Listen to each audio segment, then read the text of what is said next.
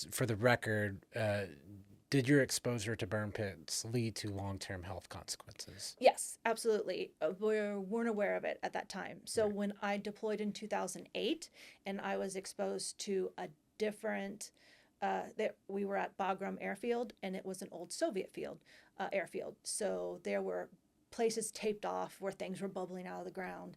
We were in our JOC, which is the Joint Operations Center, was in an old hangar where they were, bioremediating asbestos as we, they're like, this plastic sheet will be fine. So, and so, it was kind of like we slept right by the airfield, and a black site, which we weren't supposed to know was a black site, but everybody knows a black site. You Where mean they like a black so that's prison where, site? so that's where they would keep prisoners. Mm.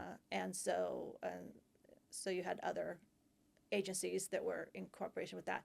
But that actually, and it was literally walk past it every day.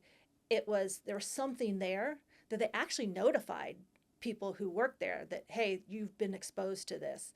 And so it was like, they didn't notify us who were sleeping right next to it, but, they were like, and that was very rare at that time. And so I was in my fifth month and I had already had three anaphylactic reactions. And everyone was like, what is this? You would think after the first one, maybe even the second one, they would have given me an EpiPen, but no. And so the third one, I stopped breathing entirely within 7 minutes. My husband at the time, I told my sergeant, go get my husband. And so he was really upset that I had called for him. This was like 10 o'clock at night. He was, still working, but he came. He actually found me not breathing on the floor, eyes swelled shut, hives on hives, and not breathing. And so he carried me to the entrance of the JOC where they had a field. We have a field hospital, level 1 care on Bagram, so I was very lucky for that. They did not have to intubate.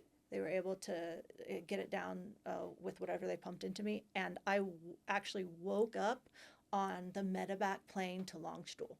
Mm. And my clothes were cut off of me. I had only, I looked like Credible Hulk because everything was like shredded. And I had my ID card, and that's all I had. So when I got to Longstool, they were like, well, we're going to have to send you back. You can't go back. I'm like, well, no, I have to go back because one, I got to finish my deployment because it was a year deployment. And, and the, the generals there and the chiefs of staffs, they were like, we need Helferich back.